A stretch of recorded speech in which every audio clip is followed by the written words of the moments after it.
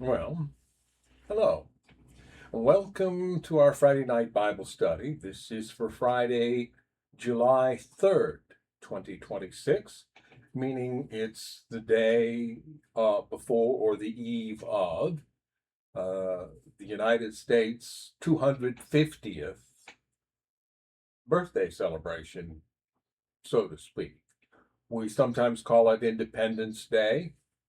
Um, and you can probably tell by looking, I was around for the nation's 200th birthday celebration as well. And at that point in time, the nation was run by our only unelected president. Gerald Ford was not elected to be vice president. When Richard Nixon was elected in 1972, his vice president was Spiro Agnew. But Spiro Agnew pled no contest to charges in his home state, which I believe was Maryland. And as a result, was either removed from office or resigned from office. And so Richard Nixon selected Gerald Ford from Michigan to replace his vice president. So Gerald Ford was not elected to be vice president.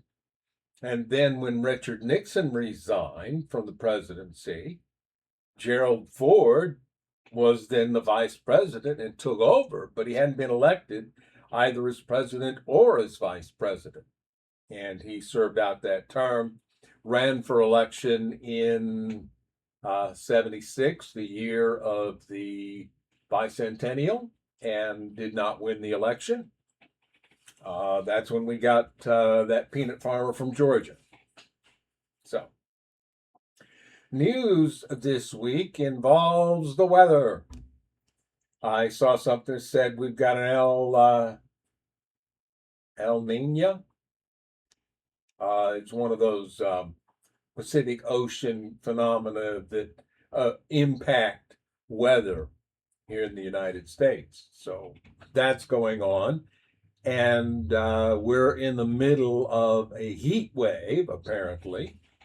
And it is so bad that some cities are canceling celebrations for tomorrow because it's too hot. So they don't want people coming out in the heat and being overcome by the heat and then having a lot of stress on the emergency medical system to deal with all these people suffering from heat stroke and heat exhaustion and all those other heat related ailments. So it's going to be kind of a bummer to cancel the 250th or the quarter millennium celebration, but there you be. And I guess we are prepared to begin reading out of Isaiah starting at chapter 14. So let's bow our heads.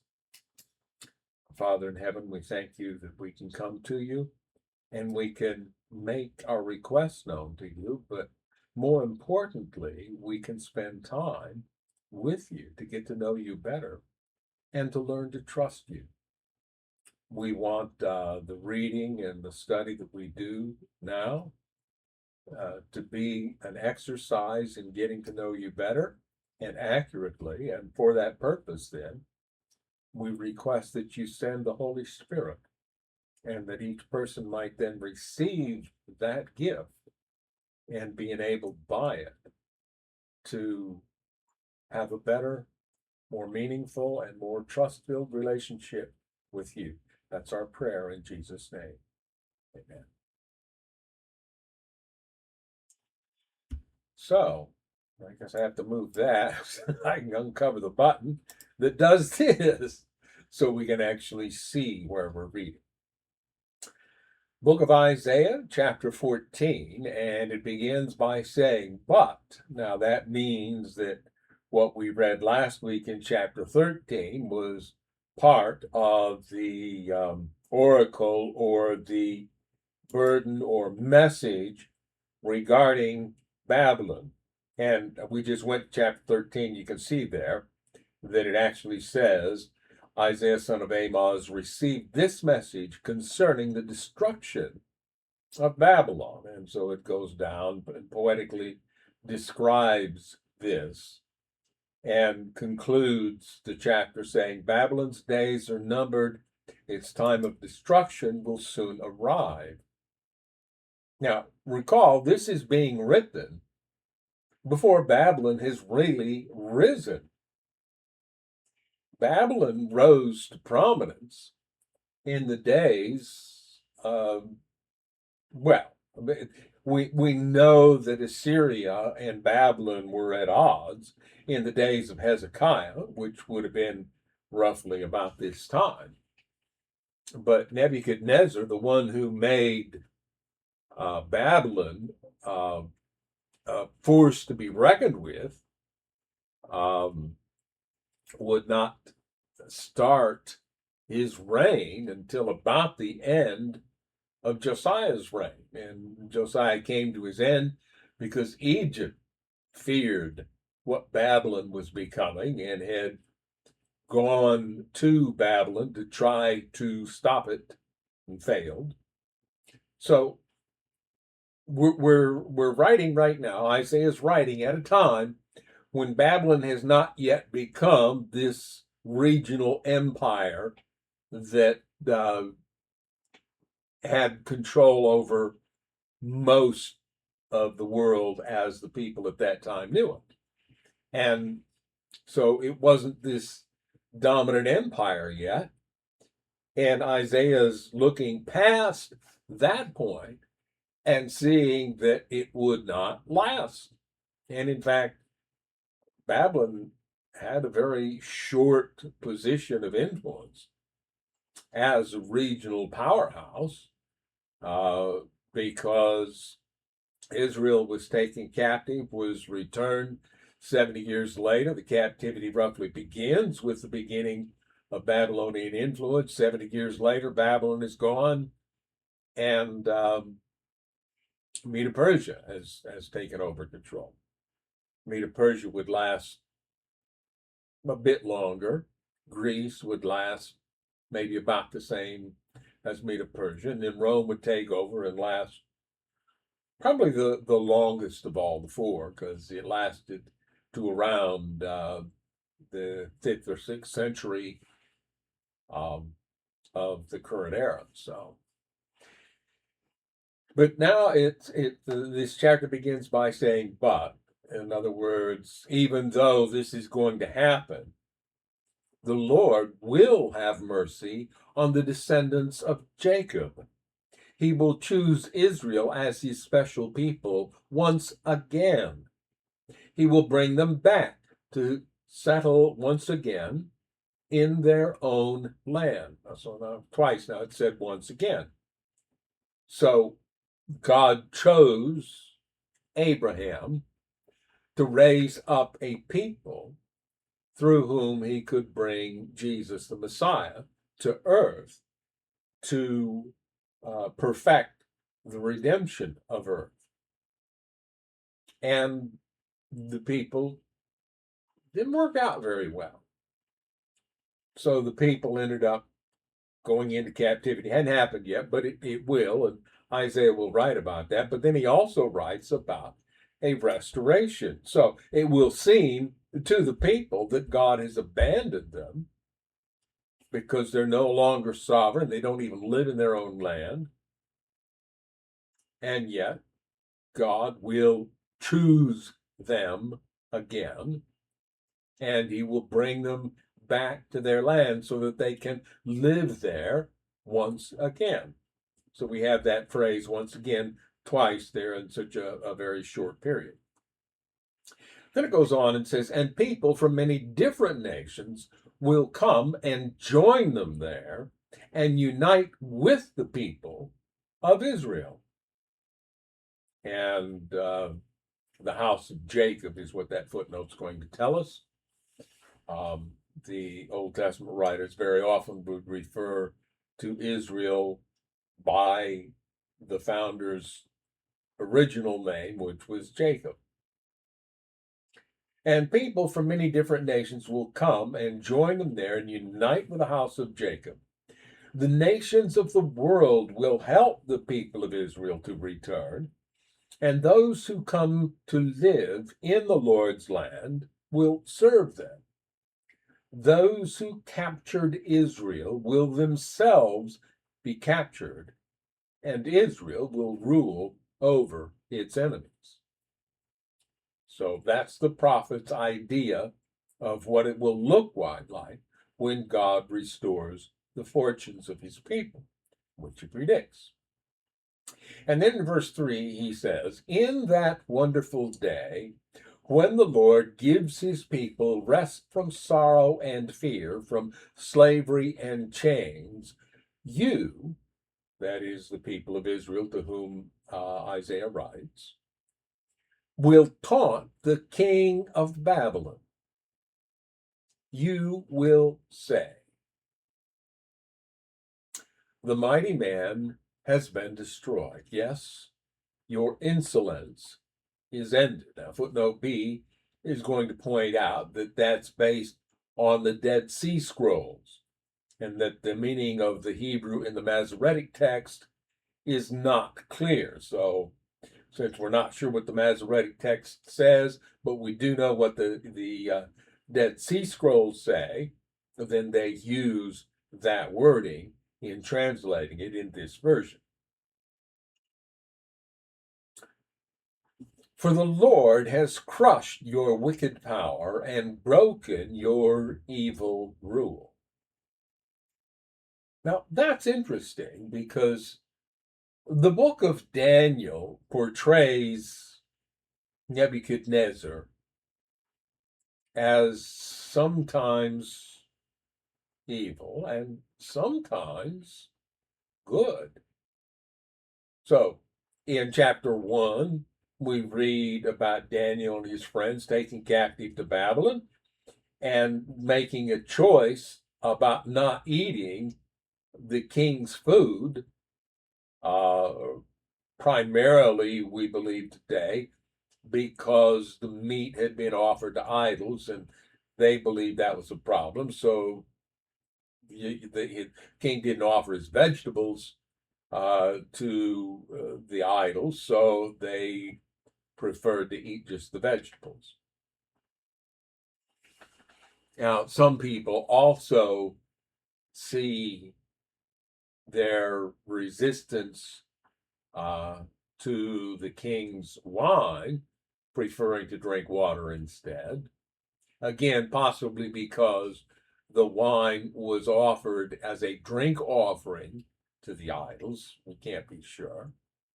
But then they see Daniel as the origin of the no alcoholic beverages temperance movement. And so there's that song. There was a temperance song from back in the days leading up to Prohibition here in the United States. And the chorus was, "Dare to be a Daniel. Dare to refuse alcoholic beverages." And kind of behind that was, "Dare to make it a law so nobody else can drink alcoholic beverages either." Didn't work out very well when you try and force other people, but that was a movement at one point in time. And those people look back on that part of Daniel. I don't know why I'm talking about that because we're not reading Daniel yet. And saw him as the original champion of non-alcoholic temperance. So that's chapter 1. Chapter 2 is the king's vision, and Daniel interprets the vision for him. Chapter 3 is the fiery furnace and the king's great image that he called the people to bow down to, and the 3 young men chose not to and got thrown into the fiery furnace. Then chapter 4, this is the one where Nebuchadnezzar comes across a little bit differently, because in chapter 3, he's the arrogant king who makes an image of himself and sets it up, tells everybody to worship him. In chapter 1, he's the king who took the people of Israel captive. But in chapter 4, which Nebuchadnezzar apparently wrote himself, he is given a warning by Daniel, doesn't heed it, and ends up spending 7 years wandering the fields like a wild animal. And then his sanity is restored. He comes back. He's king again. And the wording of Daniel chapter 4 is what King Nebuchadnezzar had to say as a result of that. But people don't live forever. So Nebuchadnezzar eventually passed away. His son took over. His grandson was in charge. So then in Daniel chapter 5, we read the story of Belshazzar's feast. Belshazzar was not the king. He was the one in charge in the city of Babylon because his dad was out fighting wars. And that's why when he makes an offer to Daniel, he doesn't offer highest place in the kingdom. It's not his to offer. He didn't offer second place in the kingdom. That would usurp him. He offers the third highest place in the kingdom. So, and that chapter 5 tells us of the downfall of Babylon, all within Daniel's lifetime. And that's what's being predicted here. You struck the people with endless blows of rage and held the nations in your angry grip with unrelenting tyranny. But finally, the earth is quiet and at rest. Now it can sing again. Even the trees of the forest, the cypress trees and the cedars of Lebanon, sing out this joyous song.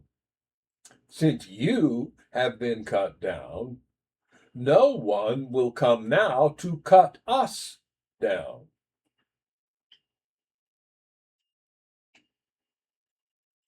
In the place of the dead, or in Sheol, there is excitement over your arrival.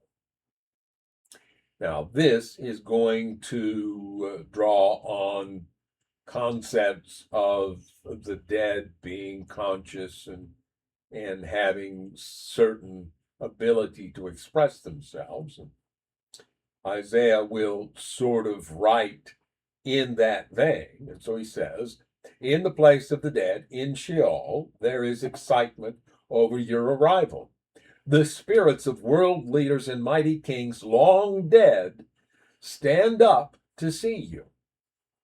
With one voice, they all cry out, now you are as weak as we are. Your might and power were buried with you. Footnote D there. Were brought down to Sheol. All right. Sheol being the place of the dead or the grave. In Hebrew, that's appropriate. Your might and power are buried with you. The sound of the harp in your palace has ceased.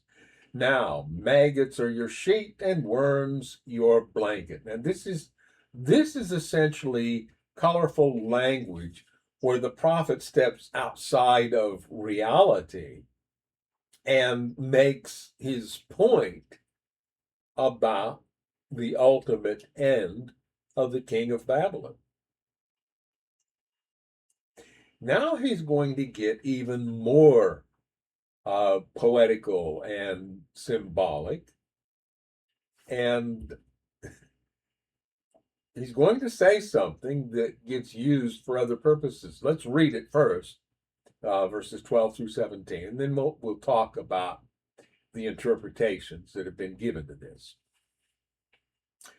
How you are fallen from heaven, O shining star, son of the morning. Now, if you're familiar with the King James, you'll know that the King James says, O Lucifer, son of the dawn, right there. And Lucifer is essentially a Latin word that was used, and we'll talk about that in just a little bit here, to translate the Hebrew for a bright one or shining one. And it doesn't sound like Lucifer in the Hebrew, it's different. The Lucifer comes from the Latin. A long match that's used to light a fireplace. Mm-hmm. A Lucifer. Yeah. And based likely on that Latin. And maybe also based on the role that some people assign to a character that has been called Lucifer, largely because of this passage. Like I said, we'll get there. You have been thrown down to the earth, you who destroyed the nations of the world.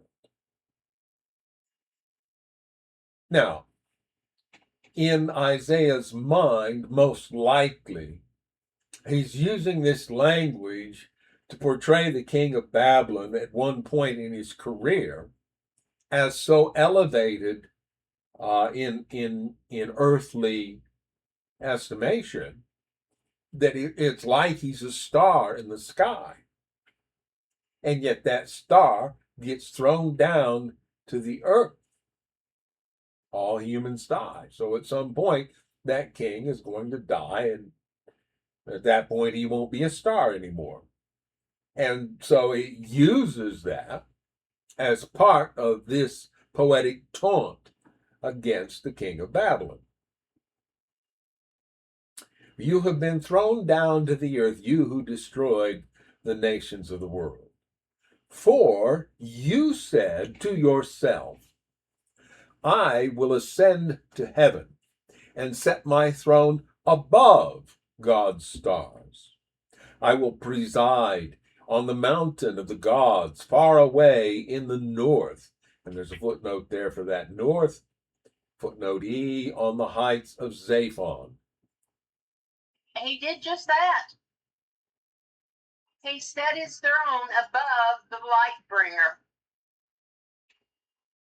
People rush to worship the one who tells them lies. All right. Well, you're getting into an interpretation we haven't brought up yet.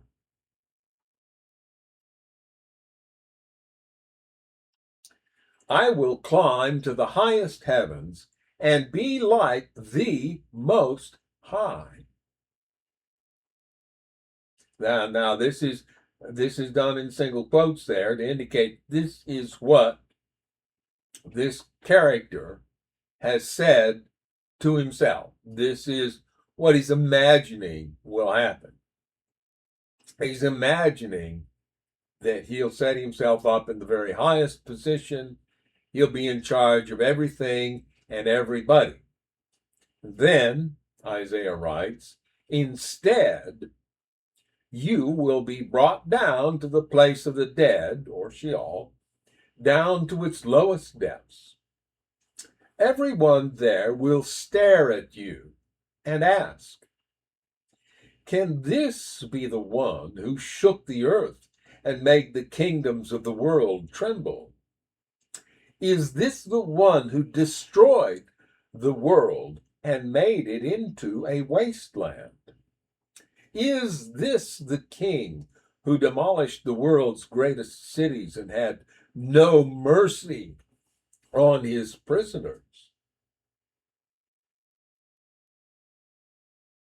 And that's I think an important reality for us to realize about humanity. God made us to be equal. And if we are living as God intended, then we never consider one person to be greater than another. And yet, in this earth, in its broken condition. We very often do put people on pedestals and think of them as very great and wonderful people and come close to worshiping them. And we do that because we think it's going to get us safety and security. We do that because we like to be entertained. We do that because we like to be amazed and awed to a certain extent. And so we lift these people up.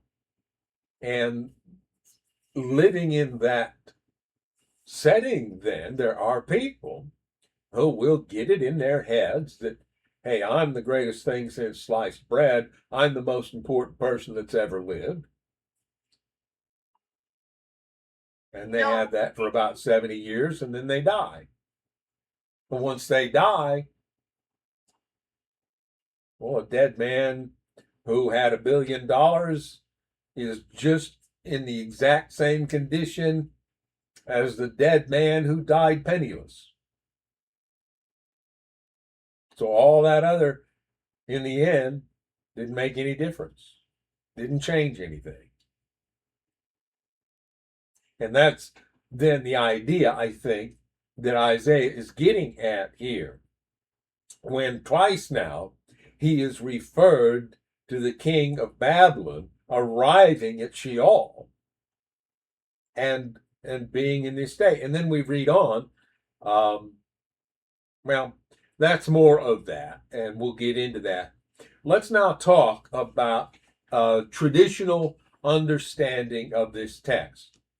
And to prepare, I did a search, and I asked, when are the first recorded instances of using Isaiah 14 and Ezekiel 28 to define the origin of the devil? You can't see the rest of that there. And here's what the search engine came up with. The earliest recorded instances of interpreting Isaiah 14 and Ezekiel 28 as the origin story of the devil date to the 3rd century CE, or Common Era. Prominent early church fathers, particularly Origen, who lived about 185 to 253 CE, and Tertullian, about 160 to about 225 CE, were the first to identify the king of Babylon and the king of Tyre as references to the spiritual entity Satan and his primeval fall from heaven. Now, the shift in interpretation. While the original Hebrew texts of Isaiah 14 and Ezekiel 28 are widely understood by modern biblical scholars to be satirical laments targeting mortal earthly rulers, early Christian theologians applied them as allegories for a fallen cosmic being. Isaiah 14 focuses on the morning star, or Hillel ben Shahar, being cast down to the earth for desiring to elevate his throne above God. Origen popularized the connection between this Lucifer figure and Satan, linking it to Jesus' statement, go away so I can read, popular in Luke 10:18 about seeing Satan fall like lightning from heaven. And we've read that where Jesus said that. He didn't say, I saw Satan fall like lightning from heaven, suggesting from heaven to earth. And that's the link then that Origen and perhaps Tertullian as well made between this passage, particularly in Isaiah, and the devil or Satan that Jesus talked about in the New Testament. Ezekiel 28 contains descriptions of an anointed guardian cherub residing in the Garden of Eden. Early writers interpreted this as describing Satan's original perfection and beauty before his pride led to his corruption and expulsion.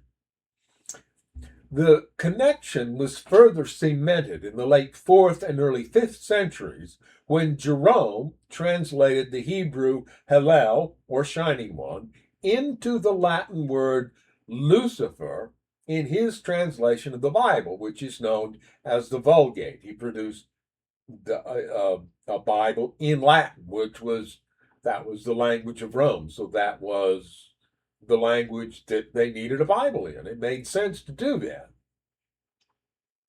But when it became a problem, when the church got stuck on that, well, the only authorized version of the Bible is in Latin. You got to read Latin, but you can't read the Bible. And if you try and translate the Bible in other languages, you let the people do it. The people don't know what they're doing, and they'll misinterpret the Bible. So don't translate the Bible into the language of the common people. That was their thinking. But at this point, though, Jerome makes the choice to use the Latin word Lucifer in translating that. And then it says, by the medieval period, this identification became Orthodox Christian tradition, although it is still heavily debated in modern academic and Reformed theological circles. In other words, are we really learning about Satan, the accuser, in these passages, or are they just colorful language that the prophets used? And then it asks some questions that, AI wants you to keep talking to it. So it'll ask you questions and try and get you engaged. So I'm going to take the position, because that's how I was raised, and it makes sense to me, that yes, these are descriptions, and Isaiah probably had it in his mind to write this description about the king of Babylon. But the language can still tell us something, and perhaps as the Holy Spirit prompted Isaiah to write, he gave him these ideas to write down to give us some clue about the origin of the accuser. And in this case, in this passage, the accuser falls from heaven. This shining star, this bright one, this son of the morning, ends up being thrown down to the earth. And why was that? Because of arrogance. I will ascend to heaven and set my throne above God's stars. I will preside on the mountain of the gods far away in the north, or Zaphon. Zaphon can be interpreted in Hebrew as north. I will climb to the highest heavens and be like the Most High. This is the part that gives a lot of people the idea that Satan desired divinity for himself. And that's what became his downfall. Maybe, maybe not. We weren't there. We didn't live in heaven when Satan fell. Jesus tells us he fell. We know what happened. We know what happened there in heaven. But exactly what led to it, we don't know. Arrogance almost certainly was part of what was going on. And there was a point, we believe, when the deceiver, and we call him the deceiver because that's what he resorts to, in trying to elevate himself, needs to put down the one who truly is above him. And so he begins to tell lies. And he tells those lies and tries through those lies to make God look bad. Because if he can make God look bad, then maybe he'll look better in comparison. And he can be adulated as the angels adulated God. I will climb to the highest heavens and be like the Most High. But then, and this is directed by Isaiah toward the king of Babylon, but could also be used then to describe the ultimate end of the devil. Instead, you will be brought down to the place of the dead, down to its lowest depths. We've talked in the past when we read through the book of Revelation about the end of Satan, and we interpreted the symbolic language in that book about smoke rising up forever and ever as the eternal disdain and disrespect for the ideas that Satan clung to and spread, which were his tool for spreading death and destruction. Now, let's go on then and read from verse 18, which again builds on this idea of this entity, whoever it is, arriving at the place of the dead and being scorned there. The kings of the nations lie in stately glory, each in his own tomb. But you will be thrown out of your grave like a worthless branch, like a corpse trampled underfoot. You will be dumped into a mass grave with those killed in battle. You will descend to the pit. You will not be given a proper burial, for you have destroyed your nation and slaughtered your people. The descendants of such an evil person will never again receive honor. Kill this man's children. Let them die because of their father's sins. They must not rise and conquer the earth, filling the world with their cities. Now, this is part of the taunt, and it bears human elements. Isaiah is not telling us, or we should understand him to be telling us, that God wants this man's children to be killed. And even further, we should be able to tell that it isn't God's idea that the children should die because of their father's sins. How do we know that? Well, when we get to the book of Ezekiel, we will read a chapter where God very specifically says, the soul that sins, father or son, is the one who will die. Not one dying because of somebody else's sin. You die for your own sin.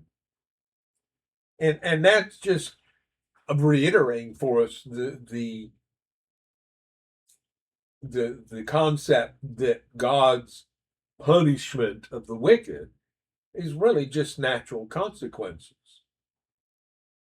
The one who separates himself from the source of life is the one who will die. And when we see it in that light, when we understand it in that concept, then it's not a death penalty issued against people who have displeased their creator. It is rather the creator saying at some point, I am going to let go, and the natural consequence of separating yourself from the source of life will be that you die.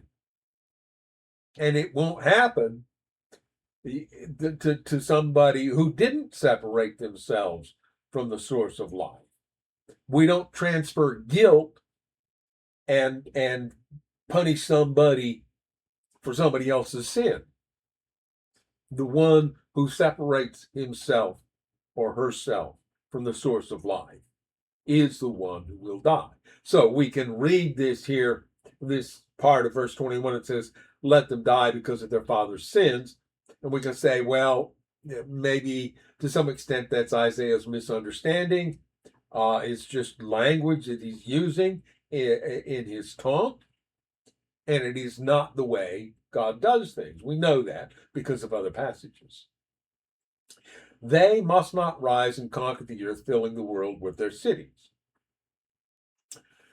This is what the Lord of heaven's armies says. I myself have risen against Babylon. I will destroy its children and its children's children, says the Lord. I will make Babylon a desolate place of owls, filled with swamps and marshes. I will sweep the land with a broom of destruction. I, the Lord of heaven's armies, have spoken. Now, Isaiah writes this as a direct quote from the Creator himself. But we read it and we look at the wording given there, and we say, that doesn't sound like the Creator. That sounds like the destroyer.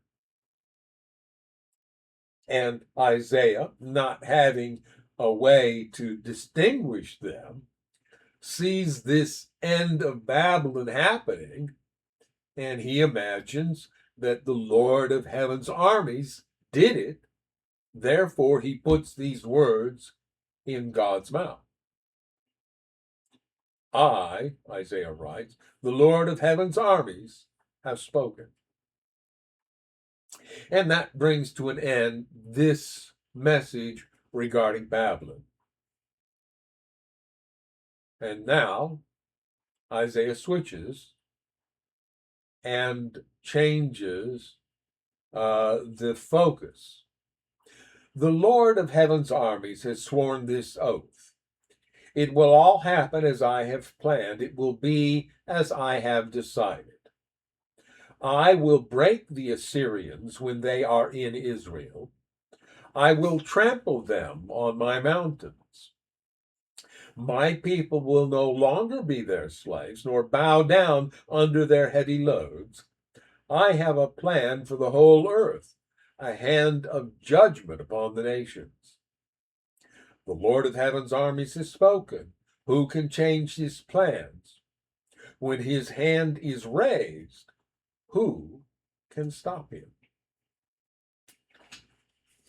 Now, this focuses on the Assyrians, and we see what Isaiah predicts here, and we're about to get a clue to about when he would have written this. Isaiah writes this before the reign of Hezekiah, and what he predicts here pretty much took place in the time of Hezekiah. Now, it didn't put an end to the Assyrian nation.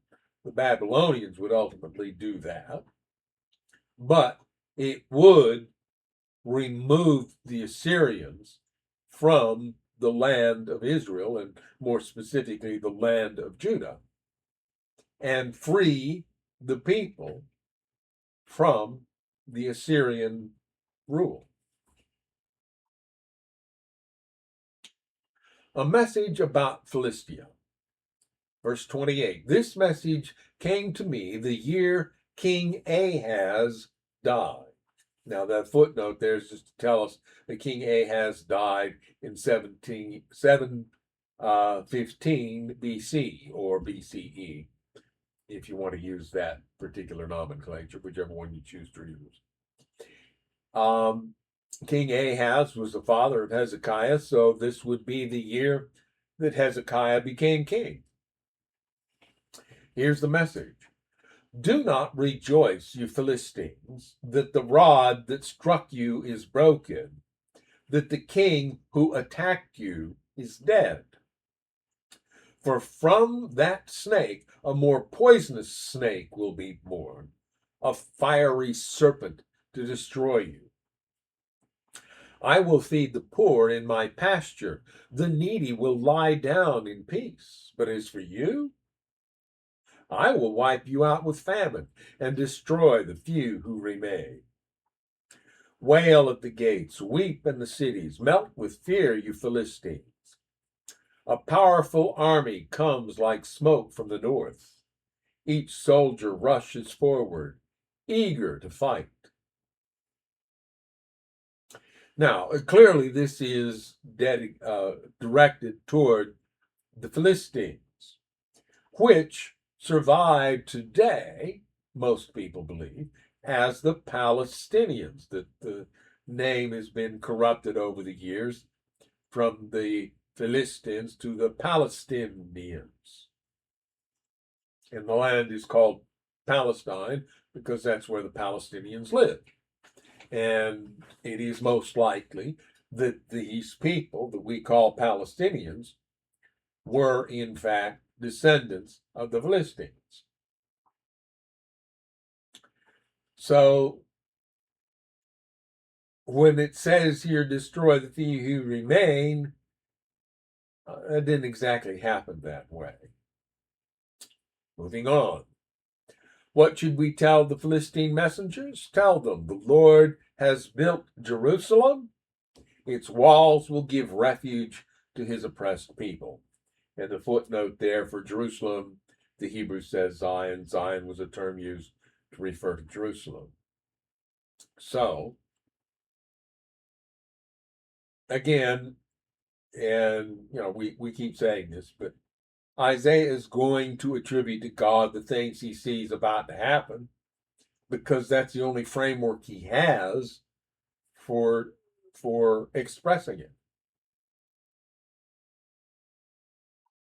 And that's why we say that this passage up here from verses 12 through 17, while it is applied to Satan, that is not the way Isaiah would have understood it because he didn't yet have a concept of a separate and personal accuser who lied about God. Chapter 15. This message came to me concerning Moab. Now, we started out with Babylon. We had a very brief reference to Assyria.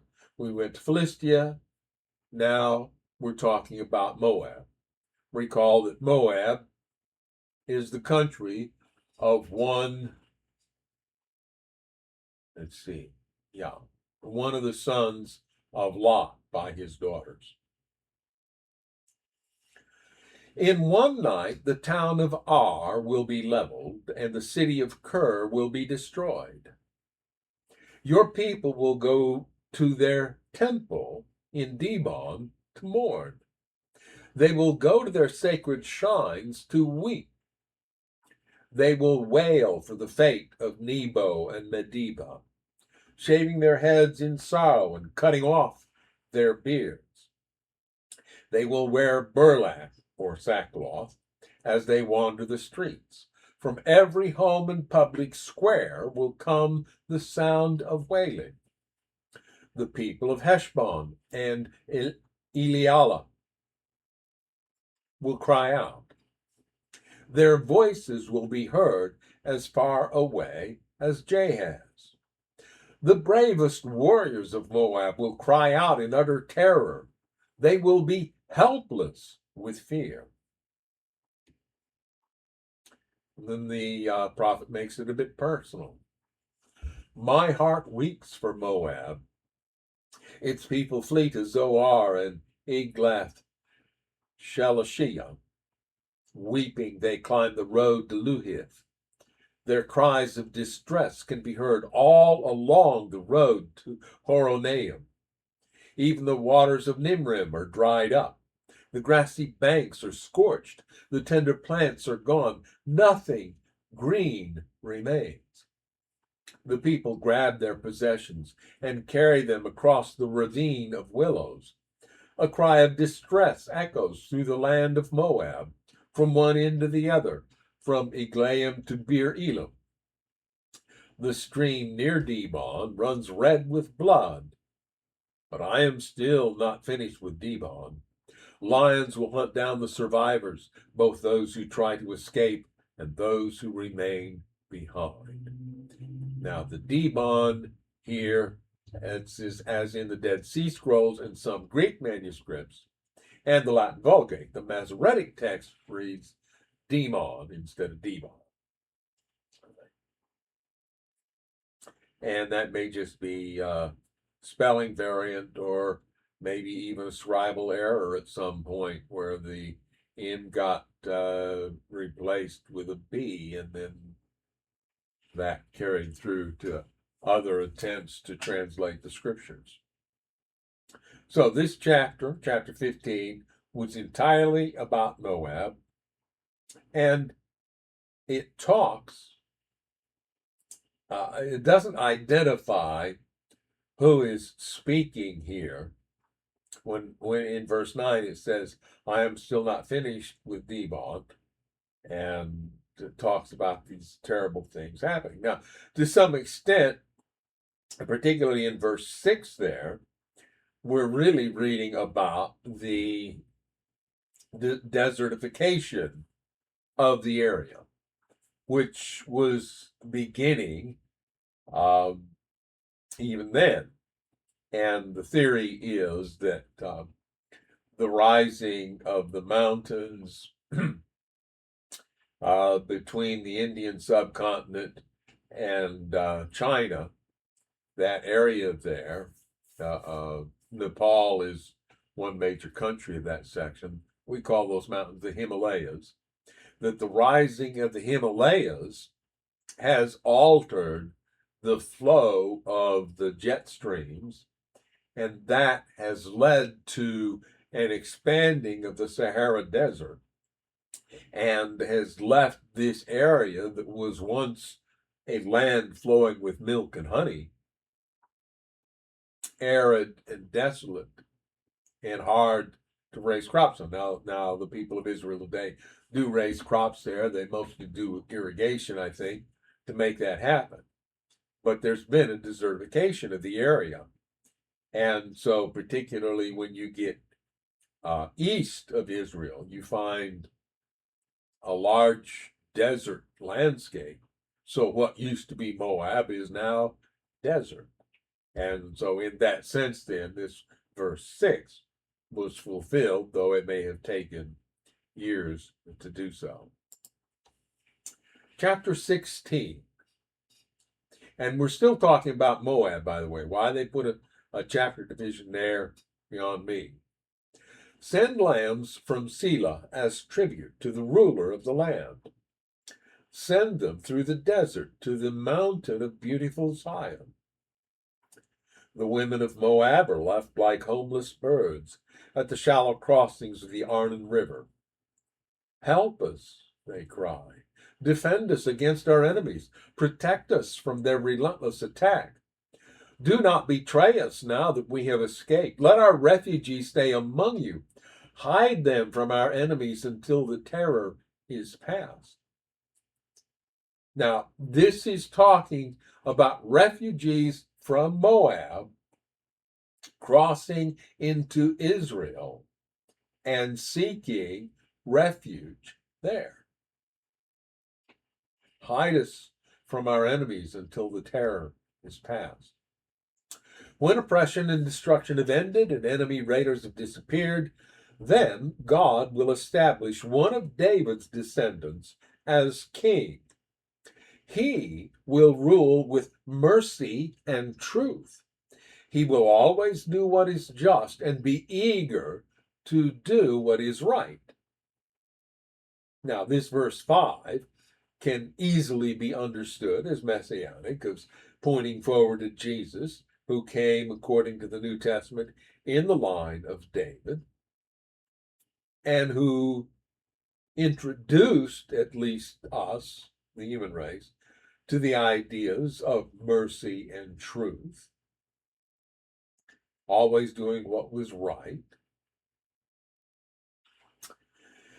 Then we go on. We have heard about proud Moab, about its pride and arrogance and rage, but all that boasting has disappeared. The entire land of Moab weeps. Yes, everyone in Moab mourns for the cakes of raisins from Kir Hareseth. They're all gone now. The farms of Heshbon are abandoned. The vineyards at Sibmah are deserted. Well, if your land has been taken over by desert, it's hard to have vineyards and grain fields and so forth. The farms of Heshbon are abandoned. The vineyards at Sibmah are deserted. The rulers of the nations have broken down Moab, that beautiful grapevine. Its tendrils spread north as far as the town of Jazer and trailed eastward into the wilderness.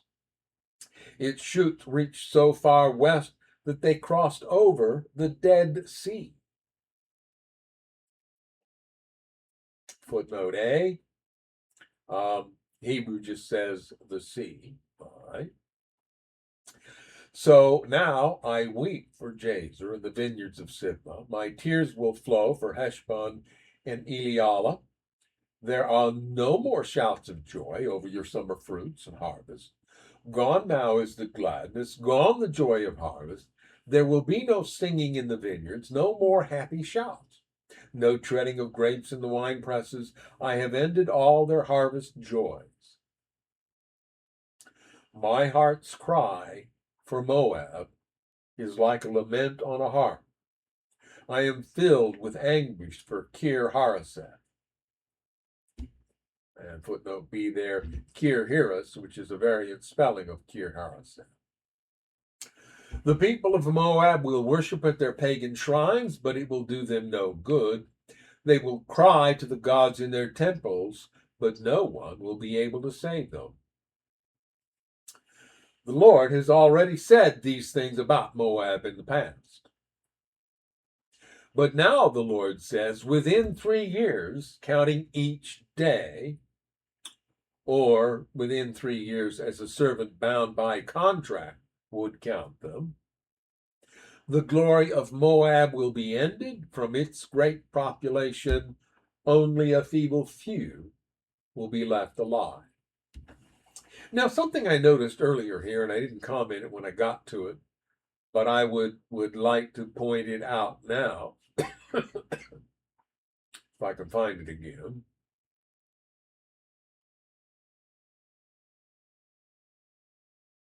Yes, in verse 8. The farms of Heshbon are abandoned, the vineyards at Sibmah are deserted. The rulers of the nations have broken down Moab, that beautiful grapevine.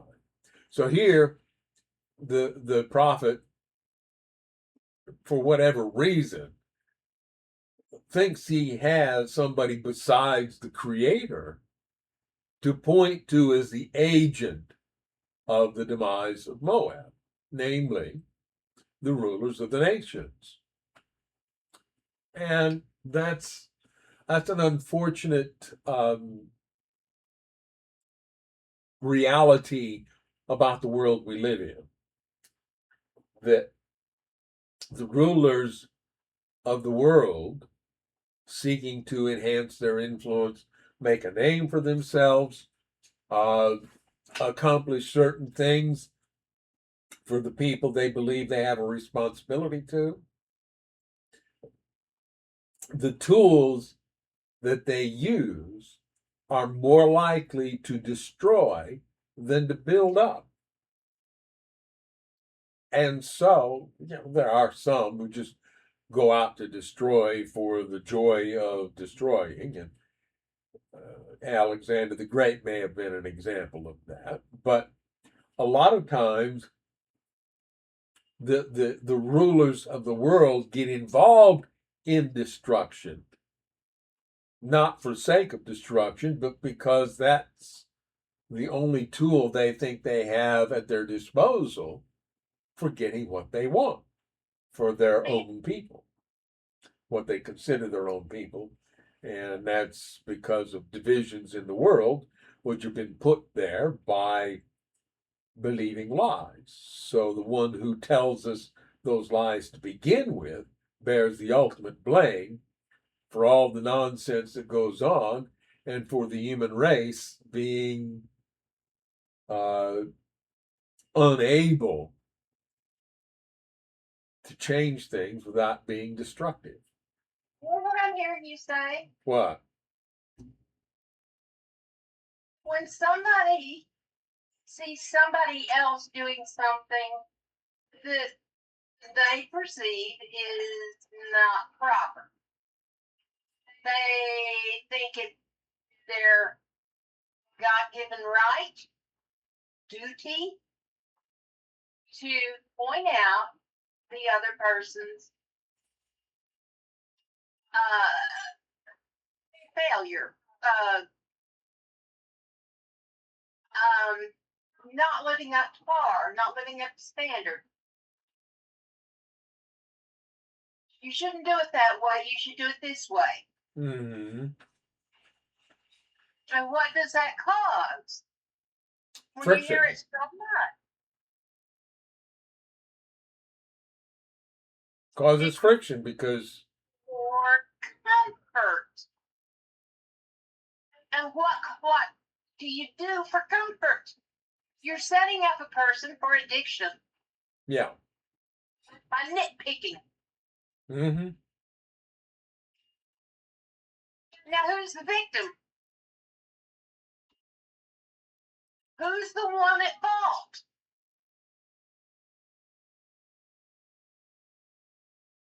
Well, who's the one ultimately at fault, except for the one who originated all the lies that caused this trouble? Bully. You were talking while I was talking, so it didn't come through. Try it again. I was saying, who's the victim? Is it the victim or is it the bully? And what caused the bully to become the bully? And Yeah. what caused the bully to cause the bully to become a bully? Right. And what caused the bully that caused the bully that caused the bully to become a bully? I don't have enough wind in me to go back far enough to follow that out. Which came first, the chicken or the egg? I learned this neat little trick last night. I feel like using it right now. What trick was that? Oh, you heard me. Oh, well, it's not coming to mind at the moment, so. I was screaming at the top of my lungs Oh. because I could. And it's such a stress reliever to do that. Yeah. So we just read 2 short chapters, 15 and 16, with a message about the nation of Moab. And Isaiah seems to have taken that bit about Moab personally, as we notice there in chapter 16, where his own heart mourns for Moab. So maybe he knew people from Moab and it distressed him to be predicting trouble for that nation. Now, chapter 17 says, "This message came to me concerning Damascus." Damascus, or Syria, the nation north of Israel, and the people of, well, they were originally known as the Arameans, or the people of Aram. So this nation, this territory ruled by Damascus, now is the subject of the prophet's writing. And he writes, "Look, the city of Damascus will disappear. It will become a heap of ruins. The towns of Aroer will be deserted. Flocks will graze in the streets and lie down undisturbed, with no one to chase them away. The fortified towns of Israel will also be destroyed, and the royal power of Damascus will end. All that remains of Syria will share the fate of Israel's departed glory, declares the Lord of heaven's armies." Now, we ran across 2 footnotes in verse 3 there. Israel, I'm going to guess footnote A is Jacob, and then Syria, footnote B, just be Damascus. Oh, of Ephraim, referring to the northern kingdom of Israel. And the Hebrew then is Aram instead of Syria.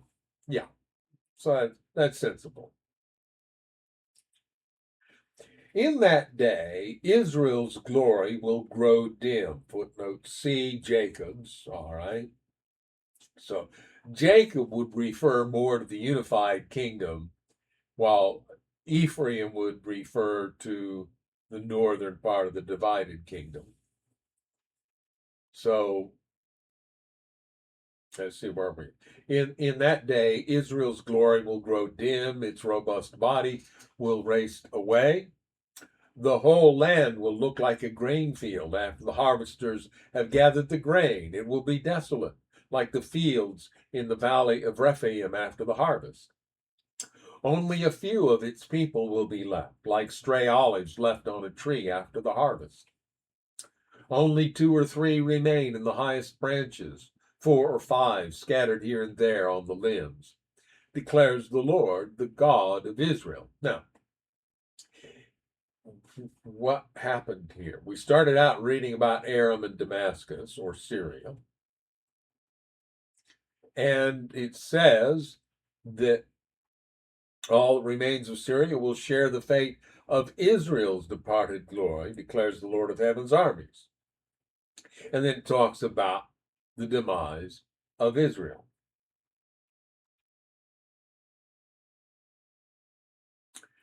Then at last, the people will look to their Creator and turn their eyes to the Holy One of Israel. They will no longer look to their idols for help or worship what their own hands have made. They will never again bow down to their Asherah poles or worship at the pagan shrines they have built. Their largest cities will be like a deserted forest, like the land the Hivites and Amorites abandoned when the Israelites came here so long ago. It will be utterly desolate. Why? Because you have turned from the God who can save you. You have forgotten the rock who can hide you. So you may plant the finest grapevines and import the most expensive seedlings. They may sprout on the day you set them out. Yes, they may blossom on the very morning you plant them. But you will never pick any grapes from them. Your only harvest will be a load of grief and unrelieved pain. Listen, the armies of many nations roar like the roaring of the sea.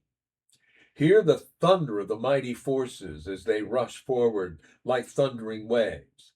But though they thunder like breakers on a beach, God will silence them, and they will run away. They will flee like chaff scattered by the wind, like a tumbleweed whirling before a storm. In the evening, Israel waits in terror, but by dawn, its enemies are dead. This is the just reward of those who plunder us, a fitting end for those who destroy us.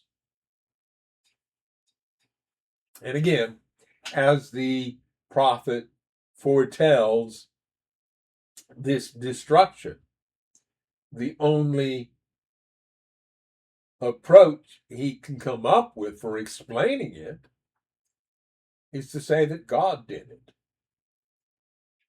Whether or not he has a concept of natural consequences, it is possible that he really didn't yet grasp the freedom that God grants to this wayward planet. In the way we humans think, God should have dealt with sin and with this whole rebellion problem on this planet as soon as it happened. But that's we humans. We have warped ways of looking at things, and we don't understand the divine approach. So, Give it to me now. yeah. And so we don't understand God granting this fallen planet liberty to live out the mess it's gotten itself into, and eventually then allowing natural consequences to deal with the problems that were generated when the first humans believed the deceiver's lies.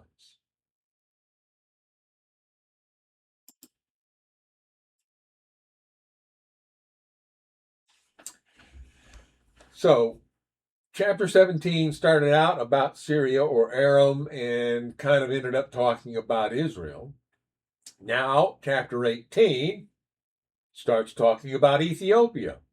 That's the land of Cush. And I think you'll see that footnote A there is going to say that the Hebrew reads Cush. It's the area that's sometimes known as the Upper Nile region. The Nile flows mostly north.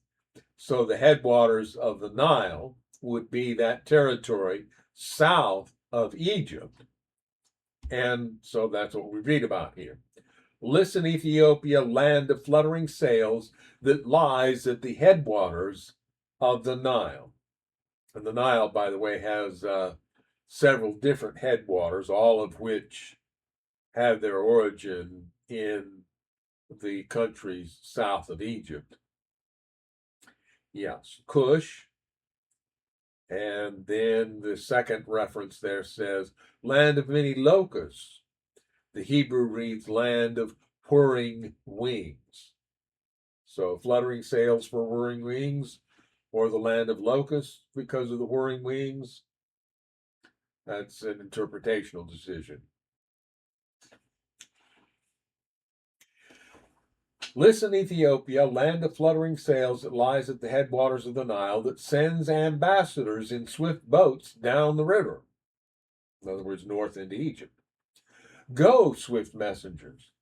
Take a message to a tall, smooth-skinned people who are feared far and wide for their conquests and destruction, and whose land is divided by rivers. All you people of the world, everyone who lives on earth, when I raise my battle flag on the mountain, look. When I blow the ram's horn, listen. For the Lord has told me this. I will watch quietly from my dwelling place, as quietly as the heat rises on a summer day, or as the morning dew forms during the harvest. Even before you begin your attack, while your plans are ripening like grapes, the Lord will cut off your new growth with pruning shears. He will snip off and discard your spreading branches.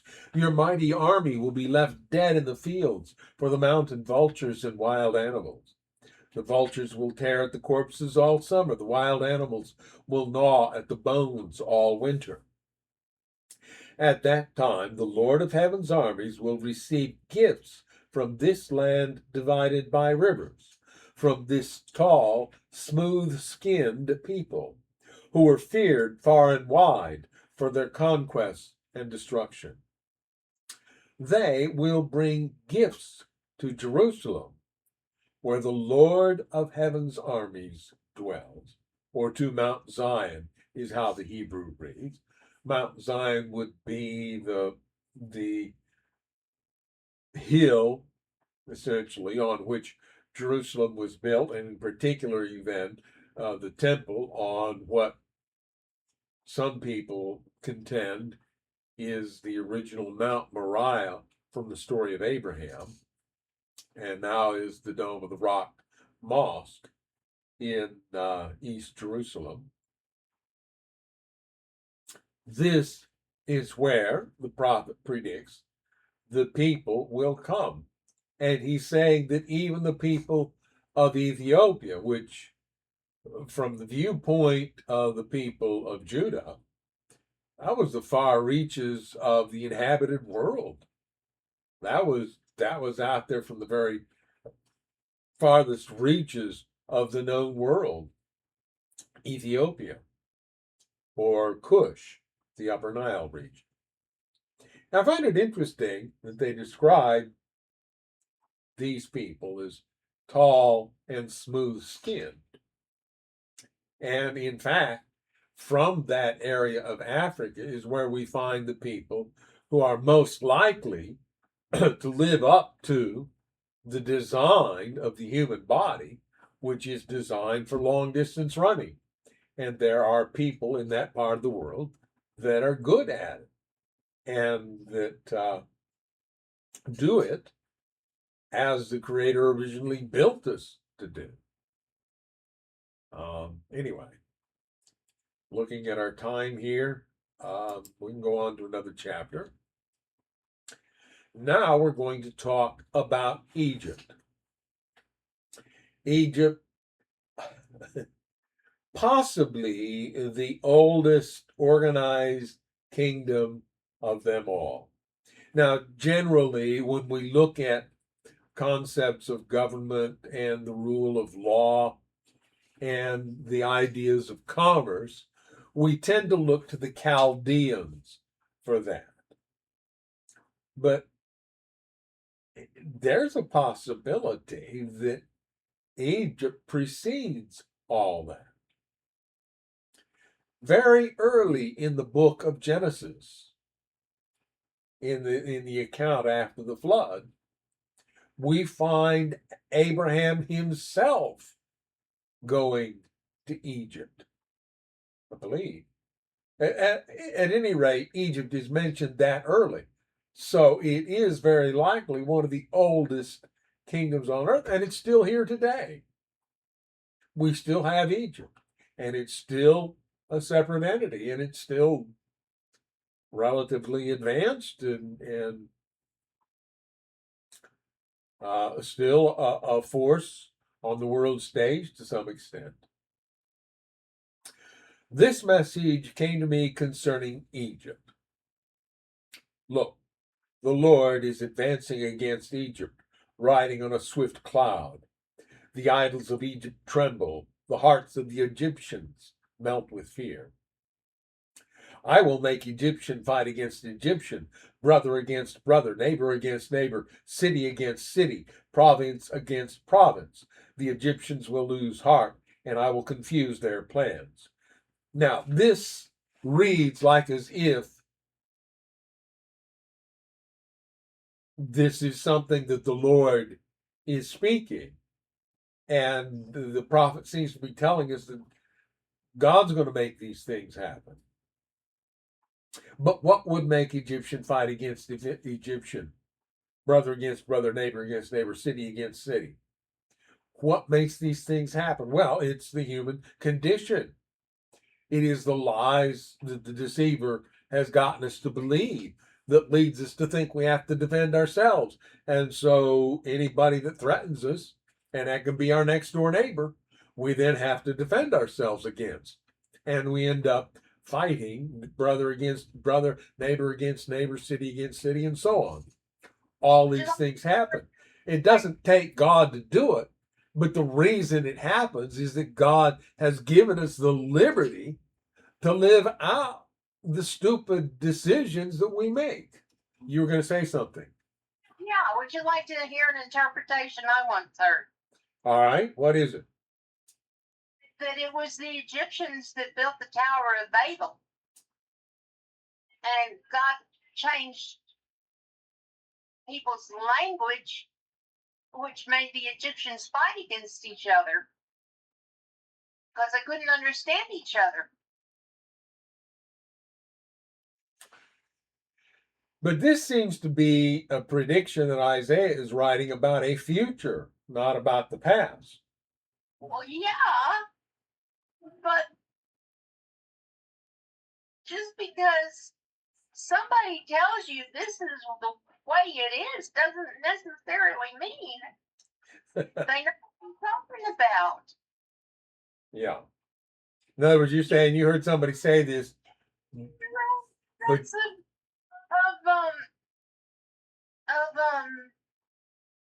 use your own brain.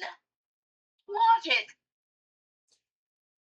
I was saying, what you're saying is people can tell you things, but you shouldn't necessarily believe what they tell you. Make it make sense. Yeah. If it doesn't make sense, tell them. Make it make sense. The Egyptians will lose heart, and I will confuse their plans. They will plead with their idols for wisdom and call on spirits, mediums, and those who consult the spirits of the dead.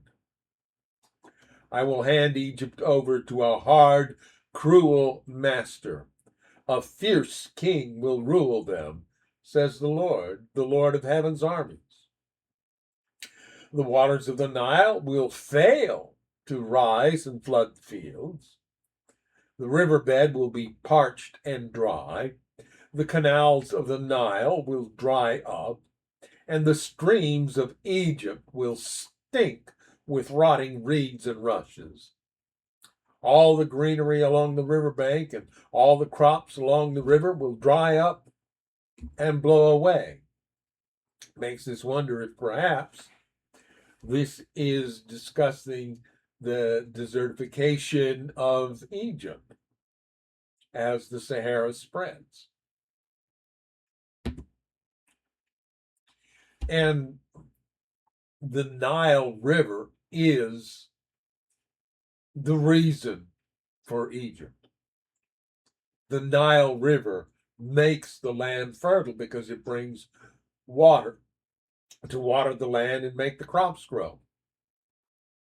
It is the reason we have Egypt. And the prophet here in verse 5 talks about a time when the Nile doesn't fulfill that role, when it doesn't flood the fields and bring all this rich nutrient onto the fields to make the crops grow well. Even in the days of Rome, Egypt was their primary source of grain, and some of the ports built near Rome were ports built to import grain from Egypt to fuel and feed the empire. So this discussion here of the Nile failing is a discussion of what the Egyptians would most fear, because the Egyptian would recognize that this is what makes their life and their global influence possible. The fishermen will lament for lack of work. Those who cast hooks into the Nile will groan, and those who use nets will lose heart. There will be no flax for the harvesters, no threads for the weavers. They will be in despair, and all the workers will be sick at heart. Flax, of course, is the source of linen, and you turn linen into thread and then weave it, and then you have what we call linen cloth. But this won't happen, because if the Nile doesn't water the land, the flax doesn't grow. What fools are the officials of Zone? Their best counsel to the king of Egypt is stupid and wrong. Will they still boast to Pharaoh of their wisdom? Will they dare brag about all their wise ancestors? Where are your wise counselors, Pharaoh? Let them tell you what God plans, what the Lord of heaven's armies is going to do to Egypt, or allow to happen to Egypt, we might better put it. The officials of Zone are fools, and the officials of Memphis are deluded. Footnote there for Memphis, Noth. All right. The leaders of the people have led Egypt astray. The Lord has sent a spirit of foolishness on them, so all their suggestions are wrong. They will cause Egypt to stagger like a drunk in his vomit. There is nothing Egypt can do. All are helpless, the head and the tail, the noble palm branch and the lowly reed. And we might see what's being predicted here is taking place in the time of Josiah, when the king of Egypt came to fight against the king of Babylon and lost. And so that became a major decline in the fortunes and power of Egypt. And now the prophet abandons poetry, and the rest of the chapter, verses 16 through 25, are written in prose, just straight language. And perhaps we can read this and take it a little less symbolically because it's not poetic, it's direct writing. In that day, the Egyptians will be as weak as women. They will cower in fear beneath the upraised fist of the Lord of heaven's armies. Just to speak the name of Israel will terrorize them, for the Lord of heaven's armies has laid out his plans against them. Again, this is the prophet expressing what he sees in language that makes sense to him. If it happened, God did it, so he's going to write it as if God did it because he sees it happening. In that day, 5 of Egypt's cities will follow the Lord of heaven's armies. They will even begin to speak Hebrew, the language of Canaan. One of these cities will be Heliopolis, the city of the sun. Heliopolis is a Greek term and means very literally the city of the sun. Oh, this says, or will be the city of destruction. Interesting. Doesn't tell us what the Hebrew says there. In that day, there will be an altar to the Lord in the heart of Egypt, and there will be a monument to the Lord at its border. It will be a sign and a witness that the Lord of heaven's armies is worshipped in the land of Egypt. When the people cry to the Lord for help against those who oppress them, he will send a Savior who will rescue them.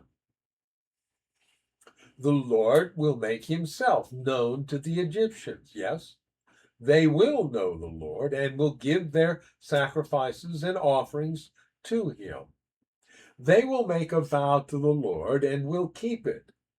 The Lord will strike Egypt, and then he will bring healing.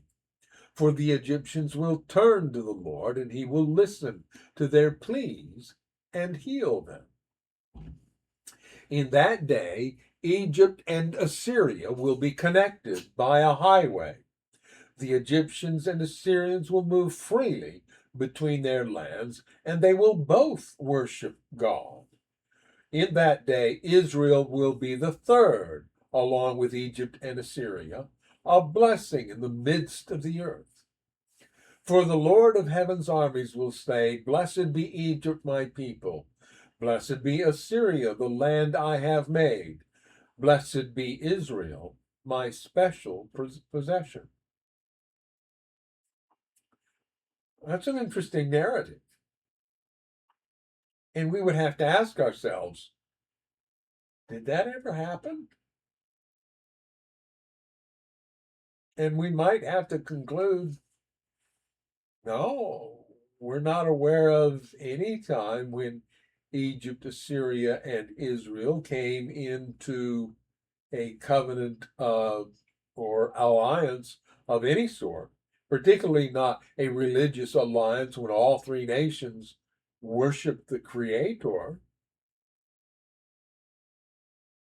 But if the prophet wrote it, then we might conclude that this kind of alliance is something the Creator desired.